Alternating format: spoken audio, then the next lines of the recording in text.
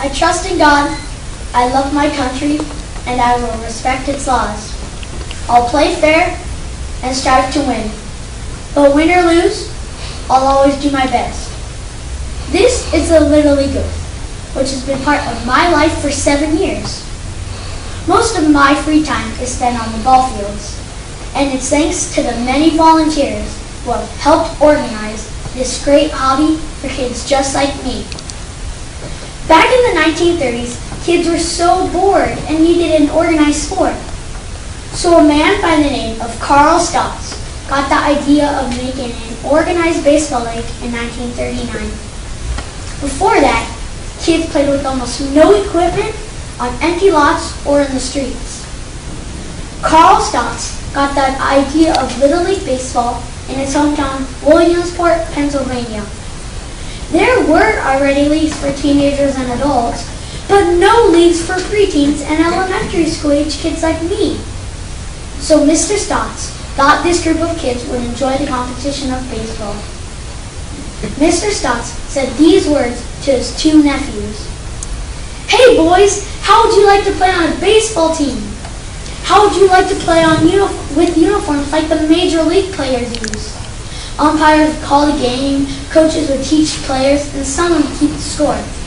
And at the end of the season, the best teams would play for the championship of the league. What do you think about that, boys?" So we started a team. The league didn't happen overnight. Mr. Stotts gathered several neighborhood kids to help experiment equipment and field demonstrations.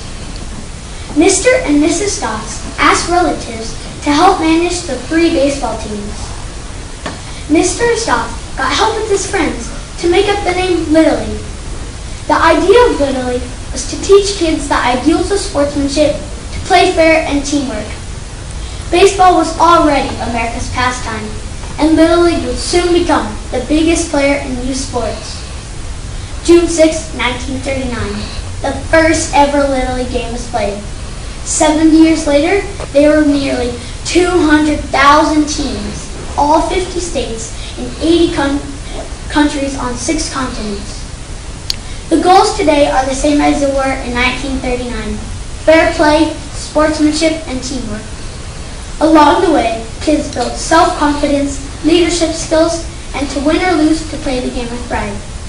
None of this could have happened without the tireless effort of the thousands and thousands of volunteers.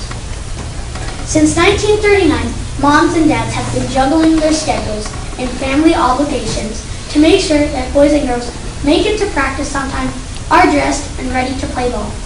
And the volunteers spend countless hours in the hot sun teaching us the joy of the game. In Little League, volunteers celebrate our victories, but remind us that even in defeat, we tried our hardest. Not all volunteers are coaches.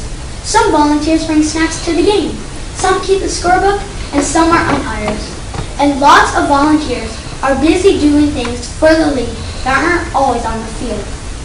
Mr. Stotts realized that being a role model for kids helped establish pride in his community and was good for everyone.